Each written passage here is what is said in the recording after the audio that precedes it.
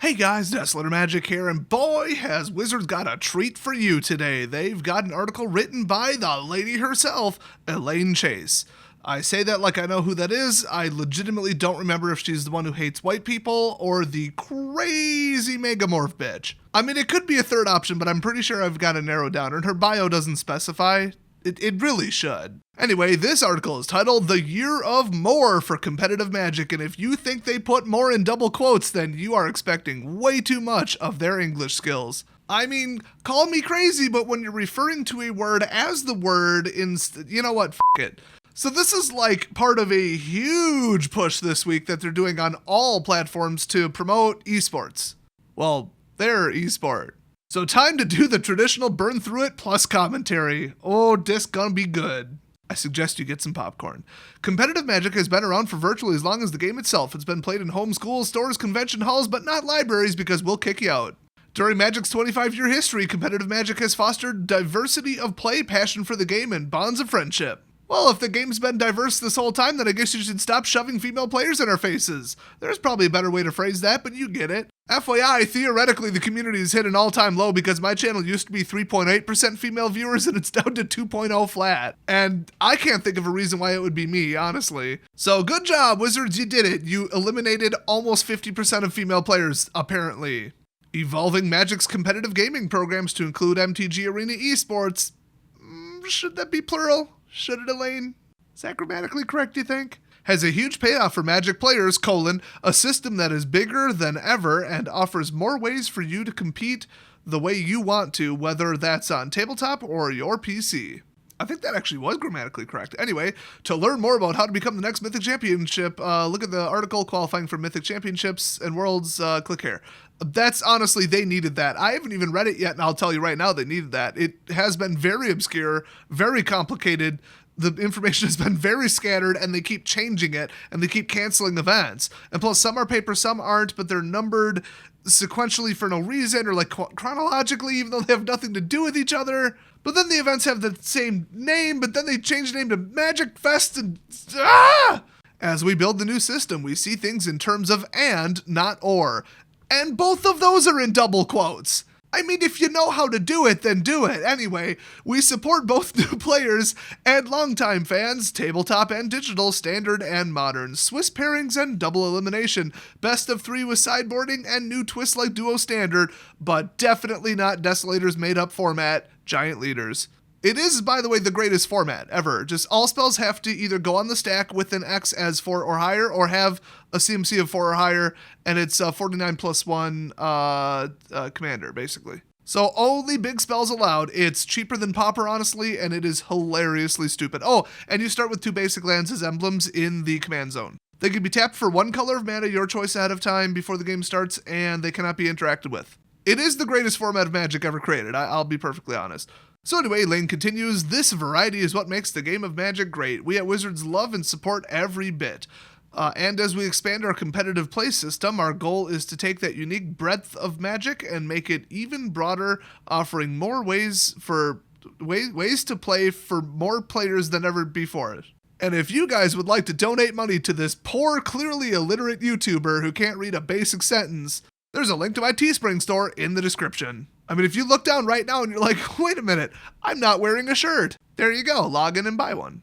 2019 is going to be a year of big changes and new additions to competitive Magic. We increased Magic's total prize pool across tabletop and digital to $10 million.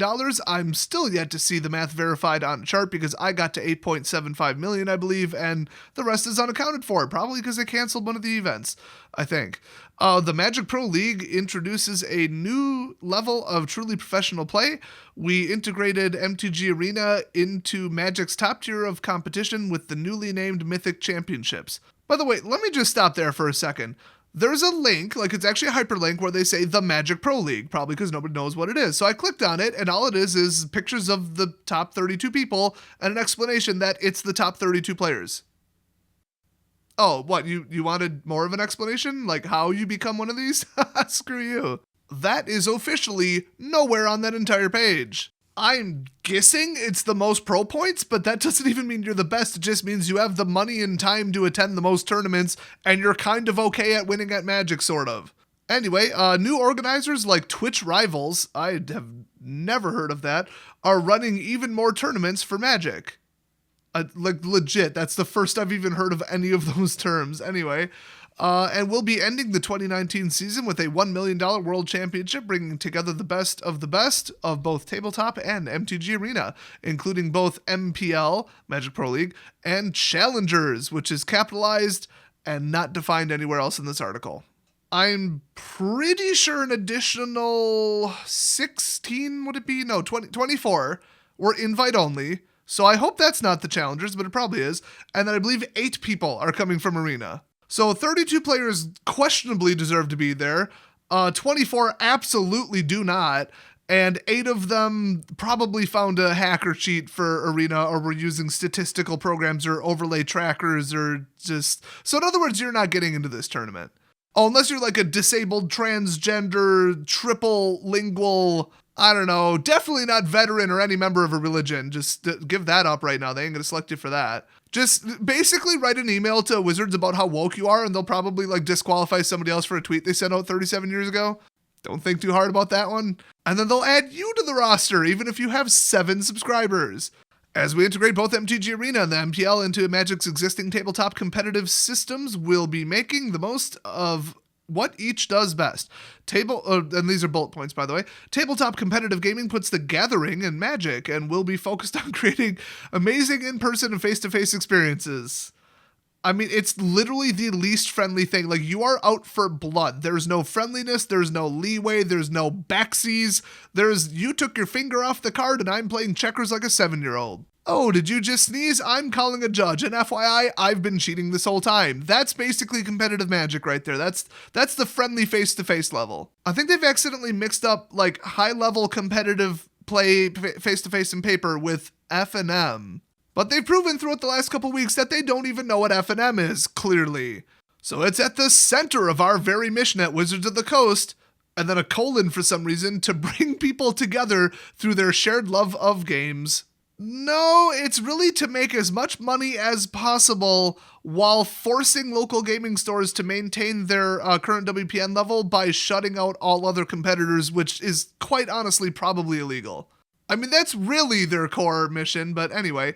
Pro Tours are now called Mythic Championships. No, they're not. They're called Magic Fests. Alrighty then. But still offer the same level of elite competition for tabletop Magic as they always have. You can still qualify for them in events run by local gaming stores. That's actually surprising. I thought they got rid of that. Or no, they got rid of mid-level regionals. I don't know, and I don't care. Around the world and through Magic Online. Grand Prix tournaments are now at the centerpiece of the jam-packed celebrations of Magic that are Magic Fest weekends. Well, that just clears it right up for you. Then they start a sentence with the word "and." And there's even more excitement on its way for Tabletop in 2019. Ooh, there's some sort of new product that you'll be hearing about very soon. Boy, that context. It's really highly suggesting that it's like something pretty wacky. Like it's a format that they're gonna super double down on. I could get into the 3 options that I think they are, but that would make this video way too long and it's completely off topic. But let's just say I think I've got it solved. So next point, MTG Arena Esports brings Magic competition to you wherever you live and whenever you want to play, and in whatever state of undress. It enables us to create more ways for players to compete in and watch the best game in the world than ever before. And if you think there was a comma in there, dream on.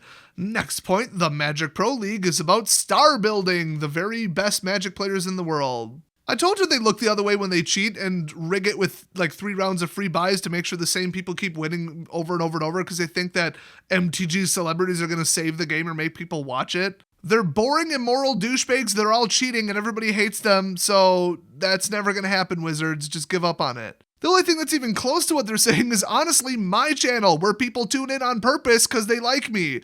And then a couple people just hate watch it and bitch about it constantly, apparently. Nobody likes the vast majority of the pros. Nobody even knows most of the pros, okay? You gotta look to the community, the content creators, the people making content about how to play better on all different platforms. That's the people you should be propping up. Unfortunately, people even like Brian from Tolarian have been just crapping all over them for card quality and all the other crap they're screwing up, because even he's had enough of it. At least the pro players know to kiss their asses, otherwise the judges will be like, oh, that's that person, and oh, I'm sure they'll get treated fairly. I'm sure they won't get their DCI number suspended because of some BS reason. Anyway, they could take their star building and shove it up their asses. So, they're telling their unique stories through the lens of their triumphs and defeats and times they got caught cheating, while showcasing their elite skills as they do what they do best, cheat, and play Magic and sharing their passion for the game. I mean, I might have added some words to that.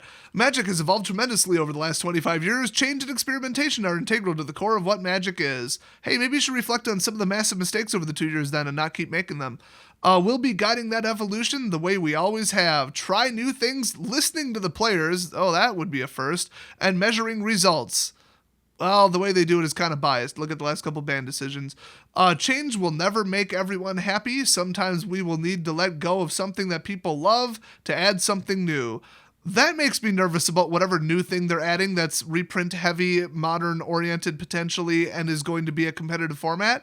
Other times we'll want to try something so outside of what we've done in the past that it pushes up against our collective comfort zone. And it almost always blows up in their face. Good examples of this uncomfortable change include the shift in how we're handling Grand Prix coverage. Yep. And how we're testing duo standard. I don't actually know what that is. I mean, the team thing was 3 people. We already have a name for Two-Headed Giant. I literally don't know what duo standard is. Okay, so as many of you have noticed, we've started to change what is streamed out on the main Magic Twitch channel. In the past, we broadcasted many GPs as a way to watch the game of Magic being played on a regular basis since Magic had few other streaming options. Typically, the viewership of these events was modest. Well, they're admitting it at least. With the addition of MTG Arena, there are now many different ways to watch Magic that have an extremely high reach, including the massive influx of players streaming their play from home. More than 40,000 of them. The upcoming MTG Arena Mythic Championships and Mythic Invitational, and the seasonal Magic Pro League play, which is slated to start this spring. Wait, that's the end of the sentence? What? They just said, with the addition of blah, blah, blah, blah, blah, and then it just ended. The sentence just ended there. Yeah, I just reread it. That sentence went absolutely nowhere and said nothing. That's amazing. So anyway, GPs will remain an important component of Magic's competitive play program, except that nobody will ever get caught cheating because there will be no cameras, so after the fact, nobody will be able to point it out on Reddit, so yay, more cheating at the GPs. And also, no sponsorships, because you won't be on camera, so people won't pay you anything to wear your little whatever the hell hat or whatever. Yay, that's what we need to get rid of good players and add in more rich boy assholes. So anyway, blah, blah, blah, blah, blah. The Magic Twitch channel will have different types of programming than it did when competitive Magic was only tabletop. We're working with Channel Fireball to cover select Grand Prix on twitch.tv/whatever the hell cares. Starting with the upcoming Magic Fest Los Angeles. I love how they literally, in the same sentence, referred to it as Grand Prix and Magic Fest. That is amazing as well. This, coupled with the Tabletop Mythic Championships on twitch.tv/magic, tabletop coverage on the Twitch channels of organizers and stores like Star City Games and Hareruya. That's gotta be some kind of offensive Asian slur thing. Anyway, and the newly expansive library of MTG Arena streamers means there's more Magic being streamed at all the time. Why can't I read today? Holy crap, I'm not redoing that. Screw it. Be sure to watch the coverage of the Mythic Championship 1 live from Cleveland this weekend. No, I'm not going to do that. Next point, Aaron Forsyth and Chris Clay explained the rationale behind the design of new Duo Standard. What? I read that whole article, made a video on it, and I still don't know what the hell Duo Standard is. It was never mentioned once in that entire article. I'm not kidding. I went back to the article, hit Control F, typed the word Duo. It occurs nowhere on the webpage. I don't know what the hell they're talking about, and neither does this bitch. If I had to take a guess, they mean best of 1, best of 3, and that's standard duo? So anyway, she goes on to confuse people even more by saying it is primarily an attempt to mirror as closely as possible the experience most players have themselves when playing the game. As Aaron said, sideboarding does not do that, but switching decks entirely does. Oh, that stupid thing where they're going to force people to switch decks and it'll just pick them at random, except that you can override it, so who wouldn't do that to give themselves an advantage? Also, you can build the same deck twice. That must be the standard duo thing where you submit 2 decks and then just play the same one or build them the same. What a stupid idea. Anyway, we think it has a lot of potential. Well, you're a bunch of morons then, especially after we test it out and iterate on it. Like making them be different maybe would be something. It's still a really stupid idea. It's just adding more luck and more variance and less skill into it. It's just complete bullshit. Anyway, certainly Duo pushes up against our collective comfort zone. We'll be watching closely how Duo works as a competitive format and as a viewing experience and learn from it before locking ourselves into future format decisions. Yeah, it's going to do about as well as Frontier and Brawl. As we build a system that encompasses all aspects of Magic play in tabletop and digital, our guiding principle is to iterate our way to a competitive system that ultimately offers more ways to play and watch for more players than ever before.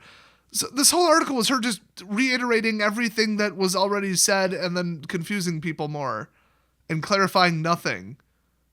I mean, how can you write this many words and have it say nothing? That's also just astonishing.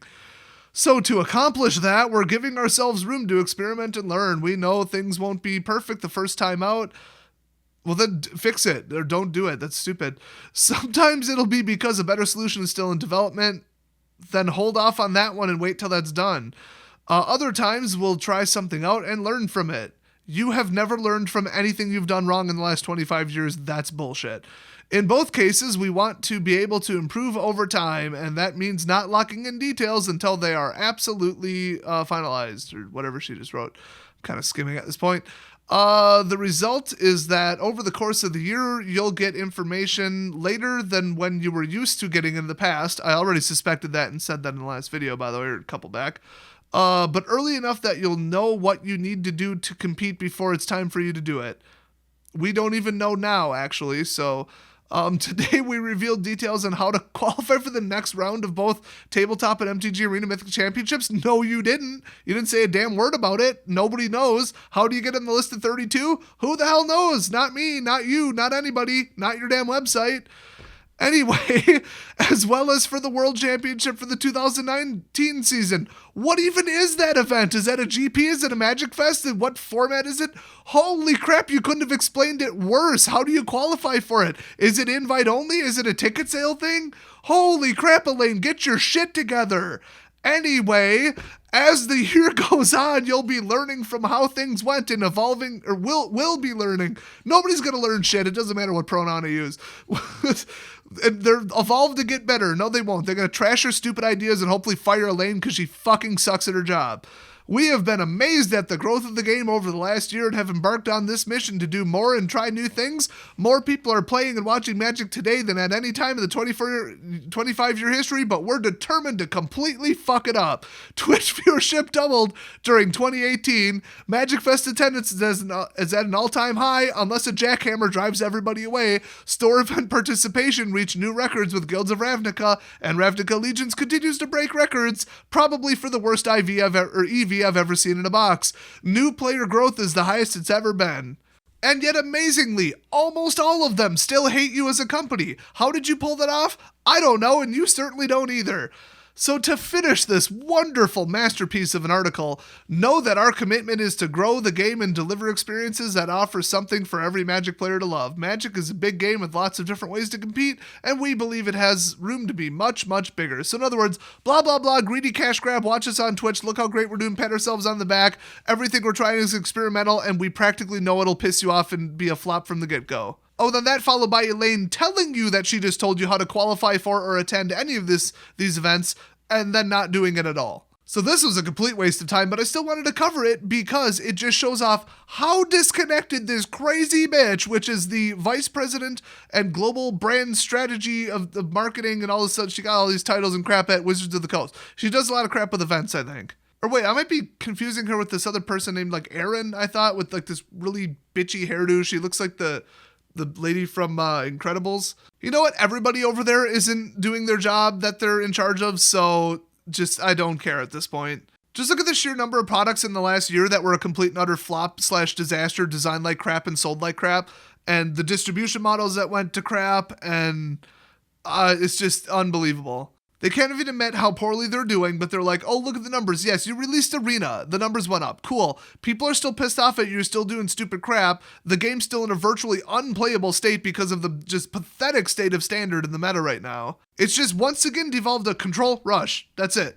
Which is not fun, and get this, not fun. Anybody saying those two are fun, you're an idiot and a complete lunatic. What you think is fun is getting a bunch of free easy wins in 3 minutes on Arena. That's fun to you because you're a shallow, pathetic person who doesn't know anything about the game and what a healthy meta looks like. Clearly you haven't been playing very long. So for them to just be like, oh, look at these big championships, ooh, prize money, woo, when they just completely buried the fact that everybody at every damn GP is cheating, and that out of the 64 people going to anything that Arena qualifies for, I'm pretty sure only 8 of them actually come from Arena. Unless that's only the tabletop ones and not the digital ones, but they haven't specified because they just think it's hilarious to withhold all of the information, any details of any kind from us. Now, I didn't completely read that other stupid article about how to become the next Magic champion. Ha ha ha, what a cringy, stupid title. But I can almost guarantee, based on what she wrote in this article, that it's not going to tell you. And the whole Magic Pro League page, that's literally just pictures of the current pros